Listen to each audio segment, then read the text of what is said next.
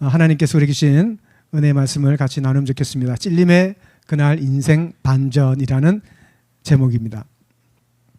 우리가 예수 믿고 난 뒤에 날마다 똑같으면 믿는 보람이 어떻게 있겠어요? 이 교회를 가지고 어떤 사람은 학교다 이렇게 얘기합니다. 왜냐하면 교회 오면 하나님 말씀을 배우고 공부하니까. 학교 가면 1학년하고 6학년 때하고 같아요? 달라요? 점점 수준이 똑같아요. 수준이 똑같아요? 1학년이나 6학년이나? 그게 어떤 학교지?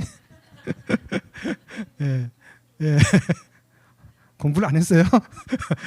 지식이 쌓이는 것처럼 또 예수님 믿고 교회 오면 점점 지식이 쌓여야 됩니다. 어떤 사람은 교회를 병원이라 그럽니다.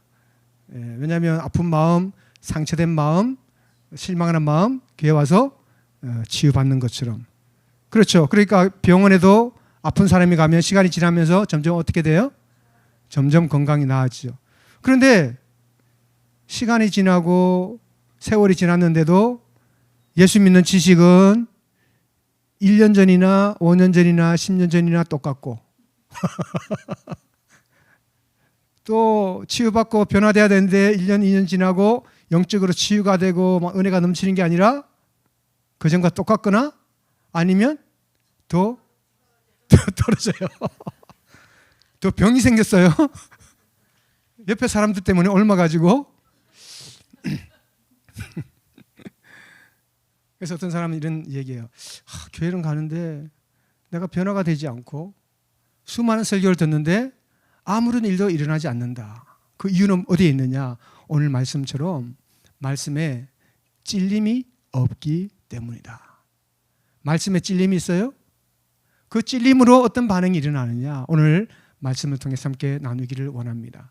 오늘 말씀은 우리 지난주에 다 읽지는 않았지만 오순절 성령 강림의 역사를 경험하고 방언이 터지고 불과 또 바람 소리와 기이한 현상을 경험하고 그 사람들이 뭐 술에 취한 것처럼 그 사람들이 이상한 소리가 들리니까 영문을 몰라서 방황할 때 베드로가 설교를 하는 것입니다. 말세에 어느 선지자를 통해서? 요엘 선지자를 통해서. 어느 선지자? 요엘 선지자를 통해서 모든 육체에게 영을 부어주리라. 그 말씀이 이루어진 것이다. 누구든지 주의 이름을 부르는 자는 구원을 얻으리라. 이 말씀을 하면서 구약의 성경, 다윗의 이야기, 하나님이 약속의 말씀으로 이야기하신 그 마지막 때에 우리를 위해서 보내신 그 구원, 음부에 버림받지 않고 다시 부활하시고 육체의 쓰임을 당하지 아니하시는 그분이 누구냐? 예수 그리스도다. 모든 성령의 역사 가운데 핵심은 뭐라고요? 예수 그리스도. 지난주 뭐 들은 것 같은데 아리까리 아리송송. 다시 모든 성령의 변화와 역사와 그 모든 기성정결, 사도행전의 기성정결의 마지막 핵심은 누구다? 예수 그리스도다. 이겁니다. 그래서 예수 그리스도를 복음을 증거하고 나타냈어요.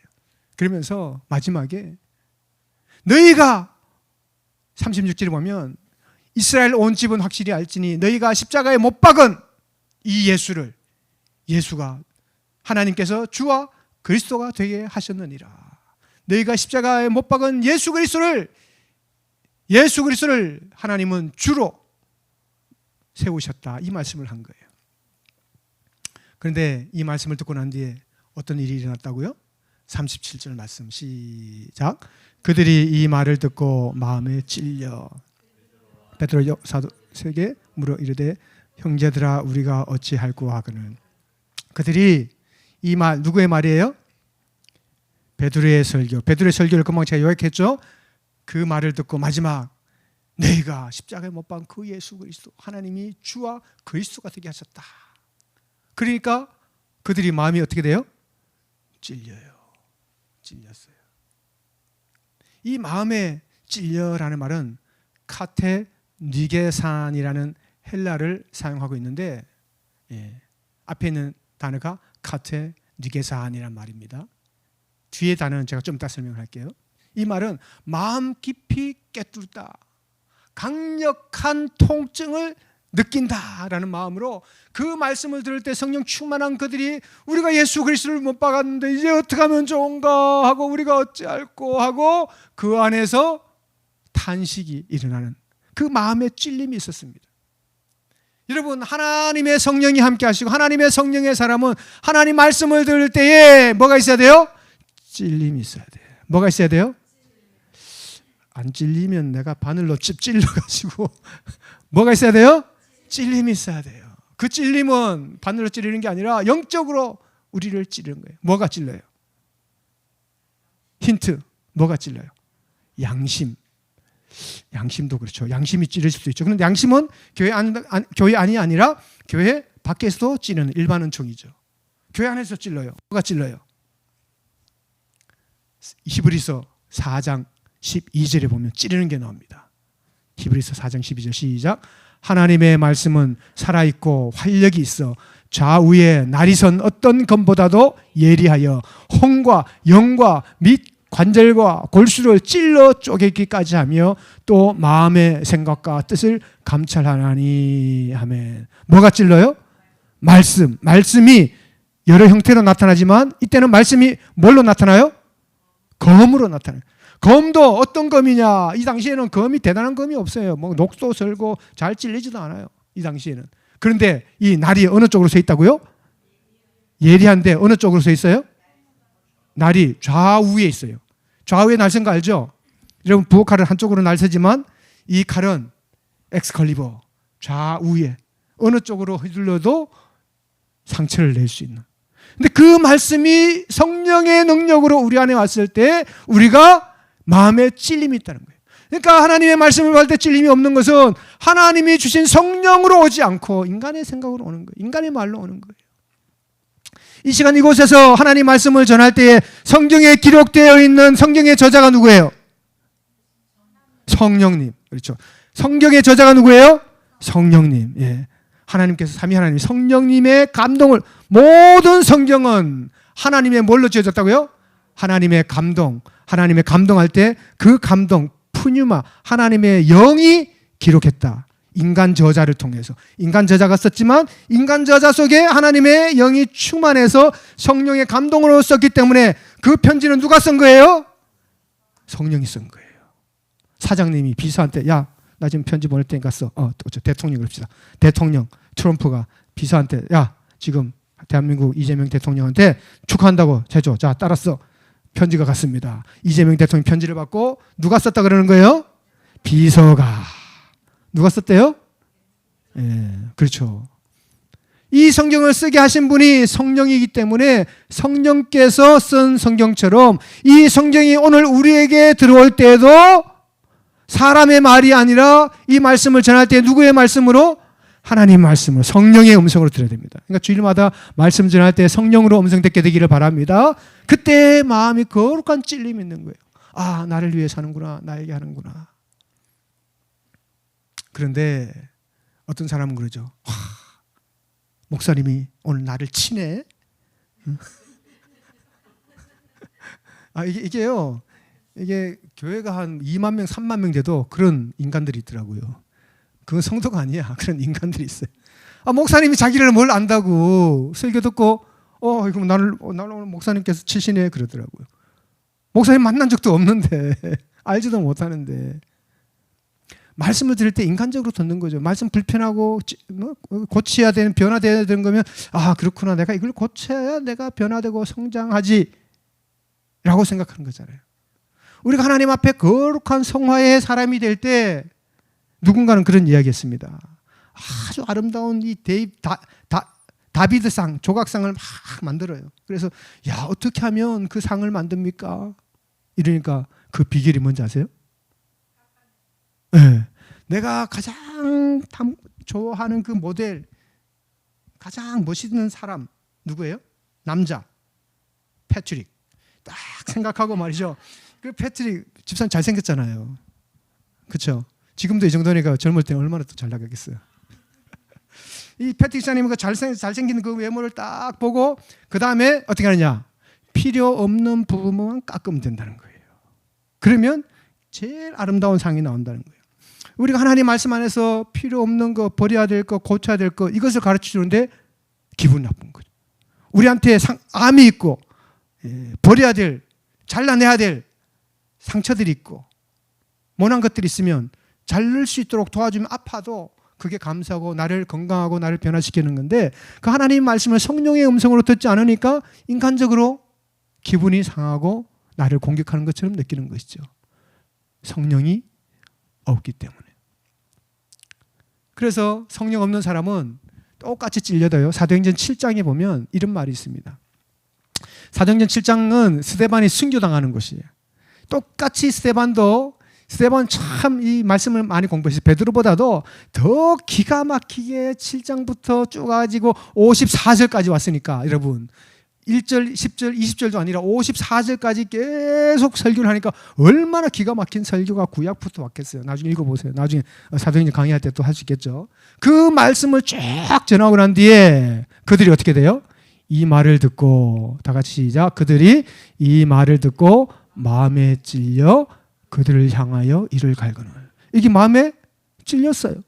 그런데 아까는 마음에 찔리고 난 뒤에 우리가 어찌할꼬 했던데 이제는 스데반의 설교를 듣고 마음에 같이 찔렸는데 똑같은 말씀을 듣고 똑같이 찔려서 그를 향하여 스데반을 향하여 어떻게 해요? 이를 부르는 거예요.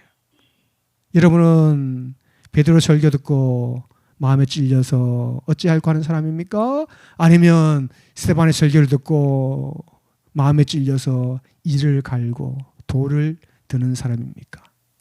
이 마음에 찔려라는 말이 같은 단어로 번역되었지만 다른 거예요. 아까 우리가 이야기한 것처럼 헬라어 두 개가 다릅니다. 카테 느게산이라는 마음 깊이 아픔과 통증을 느끼는 단어이면서 이 디에프리온토라는 동사 원형은 디아프리오라는 말은 마음에 막 톱질을 하는 것처럼 격노하고 분노해가지고 마음이 막 갈라지는 상태를 이야기합니다. 똑같은 하나님의 말씀을 듣고 똑같은 마음의 찔림이 있는데 한쪽 사람, 베드로 설교 들은 사람은 회개와 구원의 길로 갔어요. 스데반의 설교를 들은 사람은 강팍한 마음으로 돌을 들고 파멸과 죽음의 길로 갔어요. 그 가운데에는 어떤 경계선, 어떤 가장 핵심적인 요소가 있었습니까? 그 두 마음을 가르는 가장 중요한 것은 무엇이었을까요? 성령이에요. 성령. 땡큐. 복을 받으시기 바랍니다. 우리 샘씨 목사님처럼. 저도 샘씨 목사님 흉내를 자꾸 내야 돼. 예. 그 가운데 성령님이 성령. 그러므로 우리가 말씀을 들을 때 내가 마음에 찔리고 회개하는 마음이 있으면 성령께서 나를 역사하시는 거고, 아니면 기분이 나쁘고 격렬히 저항하고 따지고 싶을 때는 우리 안에 하나님의 성령이 아닌 인간적인 마음이 있다는 거예요. 그러므로 하나님의 말씀을 들을 때 우리의 반응이 구원의 찔림으로 가느냐, 파멸의 찔림으로 가느냐, 구원의 찔림으로 가게 되기를 바랍니다. 성령님, 말씀 앞에 설 때마다 겸손히 회개하고 마음이 찔려서 주님 앞에 돌이키는 은혜를 주시옵소서. 이 말씀 안에 찔리는 것을 성령의 내적 조명이라고 합니다. 인스피레이션, 그 다음에 일루미네이션 그러는데요. 하나님의 말씀이 쫙 들어올 때 성령께서 저자를 통해서 감동시켜서 말씀이 들어와서 이제는 그 말씀을 펼 때 그 말씀에서 성령의 조명을 통해서 우리에게 비춰져야 돼요. 그러면 이게 죽은 글자예요. 근데 성령 충만하고 금식 기도하고 막 하나님 은혜 간절한 마음으로 성경을 딱 펴면 어떤 사람은 글자가 막 위로 막 튀어가지고 막 움직인대요. 글자가. 이게 성령의 조명입니다. 그 성령의 조명을 통하여 우리 안에서 그 강한 빛처럼 올 때 우리 안에 죄악은 다 사라지고 하나님의 놀라운 성령의 충만한 은혜가 환하게 비춰지는 성령의 내적인 조명, 서포트 라이트를 받는 거예요. 그래서 우리가 말씀을 읽을 때 말씀은 우리의 영혼의 MRI다라고 이야기하는 사람이 있습니다. 우리가 겉으로는 멀쩡하고 잘하는 것 같은데 말씀 앞에 딱 비춰보면 MRI 사진을 보면 우리 안에서 어떤 암덩어리가 있고 어떤 조직에 문제가 있고 어떤 문제가 그 안에 질병들이 있는지 다 보이는 것처럼 그 말씀이 우리 안에 성령으로 쫙 비춰지면 우리 안에 모든 것이 보여요. 그래서 혼과 영과 관절과 골수를 찔러 쪼갠다. 이 말씀이 우리를 새롭게 하는 거예요. 그래서 하나님 앞에 새롭게 변화되고 인생이 완전히 달라진 사람들이 있어요. 그런 사람들은 하나님 말씀을 깊이 들어갔기 때문에 흉내내는 정도가 아니라. 그래서 변화돼서 감옥에 가서 변화되고 막 이런 사람 많습니다. 흉내내는 게 아니고. 여러분 존 뉴턴에 대한 이야기 들으셨잖아요. 존 뉴턴이 가장 대표적인 찬양 뭘 썼어요? 존 뉴턴이 쓴 찬양 아리송송? 지난번에 얘기했잖아요. 목사님께서 처음에 글자가 어로 시작해요. 복을 많이 받으시기 바랍니다. 하나님 복이 많이 필요해요. 어메이징 그리스예요. 아는데 여러분 모른 척하고 계시는구나. 그래야 내가 이렇게 설교할 때 막 재미가 있으라고, 그죠? 이 어메이징 그레스를 쓴 존 뉴턴의 직업이 뭐라고요? 노예 무역상. 노예 무역상은 당시에 최고의 갑부가 되는 그런 길이었죠. 그런데 1748년 항해하던 배가 북대서양에서 사나운 폭풍을 만나서 좌초지경에 있었습니다. 그래서 그 선반이던 항해하던 모든 선원들과 심지어 노예들까지 그 파도치고 배가 뒤집히려 하는 그 물을 다 꺼내기 급급하는 거예요. 그때 뉴턴은 하나님을 잘 믿지도 않으면서 형식적으로만 하나님에 대해서 알면서 하나님 불쌍히 여겨주십시오. 자비를 베풀어 주세요. 그렇게 외치면서 본인이 죄인됨을 깨닫게 되었어요. 그리고 난 뒤에 완전히 삶이 바뀌면 좋은데 바뀌지 않고 여전히 아프리카 흑인들을 팔아서 유럽과 다른 곳에 파는 노예 무역업을 열심히 하면서 돈을 많이 벌었습니다.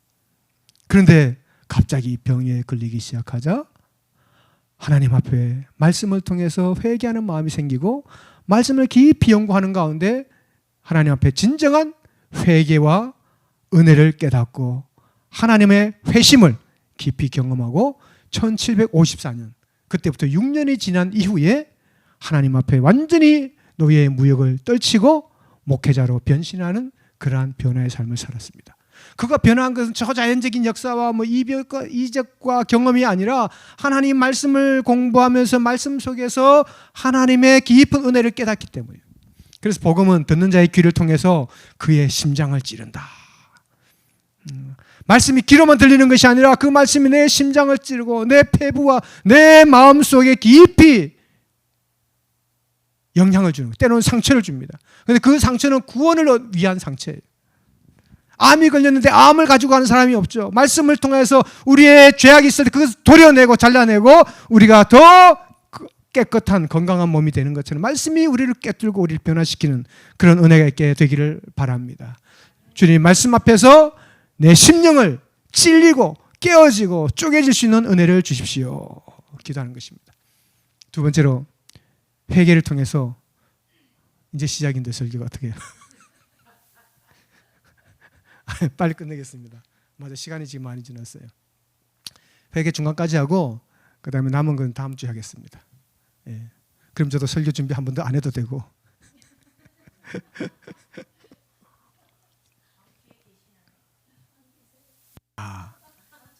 그러네요. 저도 다음 주에는 없네요. 그러면 갔다 온 뒤에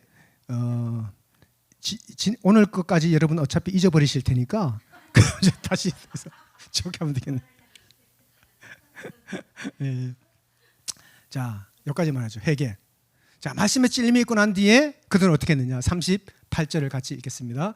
시작.